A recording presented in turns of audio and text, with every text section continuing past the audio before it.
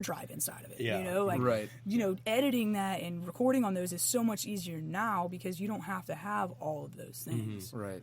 So, but it was always super funny. We would be like, all right, how long is it gonna take?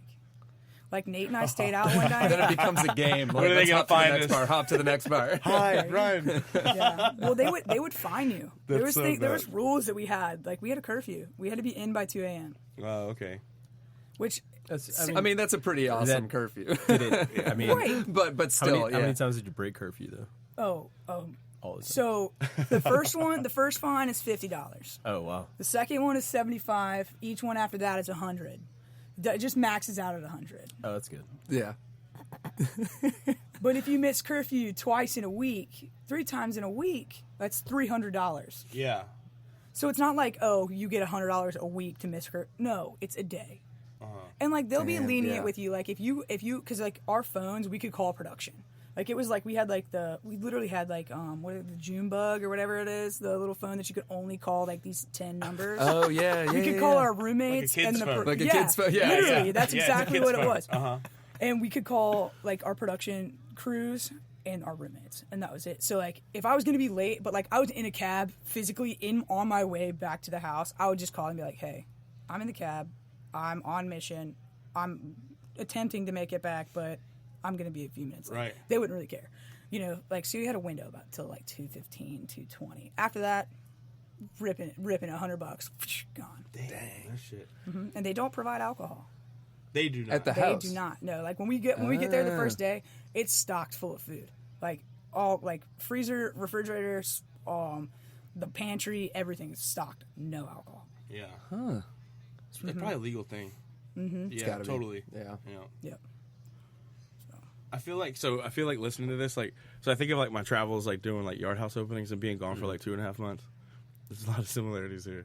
Where like, you know, so like Portland was probably the dopest one. Where like in Portland they totally like put us in these condos that were like right in this new Pearl district that used to be like this bad area, but now is this new swank area where like we're above the Whole Foods there, and so we have this dope ass like condo that's like 10 stories up, like overlooking the city, and it's like, what the fuck, man? We're just here to train some people to sell some drinks. But what would happen is that we would okay, now we've formed as a group, and like now let's go get shit faced. You know what I mean? Like let's go find every bar that we possibly can right Exactly. now, and spend all the money we have right now. Yep. And we would, and then it's like that's our moment because we don't know who the fuck anybody is, and we're gonna figure it out. So we would just leave and then just wander the city aimlessly and just drink, and then some people wouldn't make it. You know what I mean? Yeah. Some Right. people would Yeah. get sent home. You know Yeah. what I mean? It's like, you can't handle this. You got to go. You You gotta be. It's like weird. So it's You like are the weakest link. yeah. So it's Goodbye. like you don't show up to work. You know what I mean? You just stop coming in. It's like they fucking flew you out here. You gotta perform, man. Right. Like So it was kind of like that where it's like, the repercussion was just like you got to get the fuck out of here. Yeah, you get Right. to leave. You're bye. Yeah.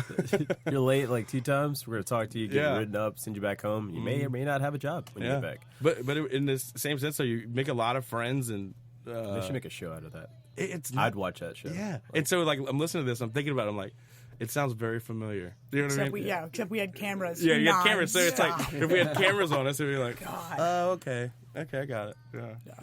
But yeah, that's fun. Were you the only? So, in the real world, they kind of they cast because they want specific like categories and types. Were you the only gay? Yes. Was it in No. your- So I wasn't. I was the only lesbian. Okay. And I had been, at that point, out a little over 3 years or so with my family and friends and everything back home. So it wasn't a secret for me. Right. Frank, who was my roommate on the show, he was there in like the first couple of weeks. He's like, oh, I'm bisexual, blah, blah, blah. I'm like, okay, cool. I was like, all right, well, we're going to go to Pride. And he's like, what do you mean? And I was like, what do you mean? I was like, San Diego has like one of the largest gay communities and pride like celebrations in the country. Right. What do you mean? Right. Right. You know what I'm talking And about. the lesbian highlighter party on Wednesday of Pride Night. Stop it. Every time. But like, I was like, yo, we're gonna go to Pride. There's a parade. There's all this, and he's like, so we go. I take him to like his first like his gay sex shop that he's never been to. One that's specific. Like we have Nancy's Nook here, and whatever. But there's in there, it's called God, it's like Man something. I don't know what it's like, Man Nation or something like that. And it's a gay men's sex shop. And it's got like all like your leather, all your crap like that. And he walks in, his eyes are like as big as like saucers. And he's just like, and we spent like an hour and a half in there. He got new underwear. He found all this stuff. Like he was loving it. And then we went, and then I took him to Pride later that weekend. And he actually had met a guy, and he dated him for most of the, like I think about the remainder of the show. And then ended up moving up to LA and lived with him for about a year afterwards. And like it was super cool, and I was able to help him come out of his shell and kind of accept him as a full gay man. And I helped him talk to his mom and his family and things like that. And it's super ironic now because his sister is actually married to a girl now. So okay. it's kind of like it was a really cool, like I have the tattoo of the Human Rights Campaign logo, the blue and yellow, for those of you that are listening and can't see it. But and it's got the XXVI, which is the Roman numerals for 26. And actually Frank has the same tattoo, and we got matching tattoos. So speaking of Pride, I have actually probably been to 7 or 8 Pride parades because I just think it is one of the greatest events anyone can go to. You trying to go next year? Sorry, I would love to. Yeah, no. But whether you're gay, wanted to go this straight, year. like it is. Not here. Yeah, I mean, There, absolutely. I'll go anytime. I will sift through every couch cushion. I'll go.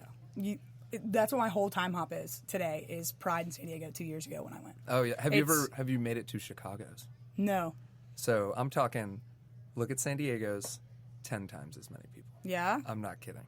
It's incredible. So when I lived in San Diego, or when I lived in Chicago, sorry, like half my friends were gay. Yeah. And I chose to party in Boys Town most of the time. Because as a single guy, there's always single straight girls that hang out with the gay friends. And it was always a great time. Everyone's so polite. Everyone's charming, kind. They're there to have a good time. Music is always fire. Oh, yeah. And it's just a good time. And so I would go to Pride every year. Like every single year. I think I made it 5 years in a row. And then I moved to San Diego and made it 2-3 years in a row there. Didn't make it to Virginia's. But I wanted to talk to you about that. I thought that was awesome that Virginia Beach this year had their first Pride Parade. Well, so Virginia Beach didn't have a Pride parade. They had a Pride celebration down at Neptune's. So Hampton Roads has done Pride Pride celebration for years. Now, within probably the last 5 or 6 years is when it's kind of stemmed out and not just out the park thing on Saturdays. So Okay, that's what it was. Yeah. They expand. Okay, so gotcha. the past couple of years have been the Pride celebration in Hampton Roads has been at Town Point Park in downtown Norfolk, which is a great location. It used to be, like when I was 2008, 2009, it used to be at Chesapeake City Park way out of the middle of nowhere. And, not a lot of people came because... some of the folks going to fucking drive nowhere. over there. Right. Well, not just that, but Chesapeake. the cool thing about it was that we had been trying to get into Town Point Park in June for a long time because June is Pride Month.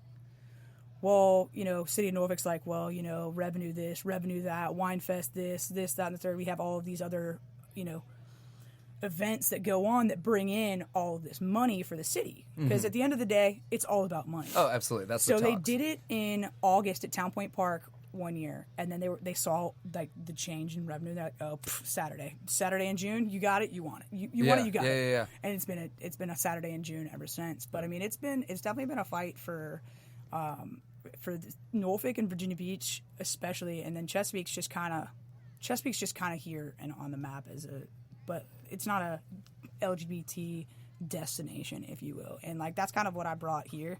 So every year the Human Rights Campaign does the MEI poll or quiz. It's the Municipal Equality Index, and literally it takes. I printed off a whole bunch of stuff because I was ready for this. It's like non-discrimination laws, municipality as employer, municipal services, law enforcement, and then leadership on LGBT equality. Chesapeake got a 29 out of 100. Oh, God. So that's Chesapeake's. Now, did that go up from previous years, perhaps? I did not do that, but like it's crazy. This is 2018. This is 18. Oh, This okay. is the Gotcha. most So recent. this is recent Yeah, stuff. this is the most Okay. recent one. So Virginia Beach is at a 50. Okay. So we're Little getting better. We're We're getting getting better. there. Norfolk is a 43. What? Are you serious? Damn. I'm Yeah. so I serious. swear to God, I thought I mean, Chesapeake. I would have been like, okay, it's Yeah. kind of But it's like some of the, Dang. and then so this one right here is just like the scores for all of the cities. They did like over 200 cities across the United States. Oh, okay. Of different sizes, like the small ones were less than 100,000. Then they did mediums and large. But like there's some of them on here, like one of them that I was surprised about. They got a 100, Ooh, a where's perfect that? score. Birmingham, Alabama. Shut the fuck up. What? Woo! Go That's Birmingham. That's what I'm saying. How? That I don't know. I have no idea. But like it's crazy because you would think. They have one of these for brown people. Alabama's not. I don't know. Fucking winning that one. Right, and that like Little Rock, Arkansas got a 63. Dang. Like, okay. and it's crazy. Like California, I didn't even highlight any of them because 99.9% of them are 100 or I was just right gonna say, up there. yeah, like they're it's pretty crazy. open. But Yeah. like Atlanta, Georgia got 100. Dang. can But you see know what's Atlanta. great though Atlanta's a heavy. is that this is a conversation. Yeah. You know what I mean? At least it's moving forward. Like, would you say that the momentum for acceptance, maybe tolerance, has kind of shifted in a positive light, more so in the most recent years than in previous years? For sure. I mean, you still have your people that are going to be against it. Right. You're never going to be like you still have your racial profiling people. You still have your Yeah. homophobic people. You still have your neo-Nazism. You still have all of those things, regardless of what we try to do to put in place to, not have it. It's still going to be around. Right. Like I don't know if you guys had heard at all, but last year Hershey Bar closed. Hershey Bar was the first was the only lesbian bar on the East Coast for a very long time. No way. It opened in 1983, was it? Yeah. But March 7th, 1983, and it closed Halloween night last year. It was open 35 years. And it's very similar for the Stonewall in New York City, where the cops would literally sit outside and raid it just because they knew that there was hootenanny going on inside. The same thing. When Hershey Bar would close, there would be cop cars in the parking lot arresting people because it wasn't legal then. Being gay wasn't legal. Good God.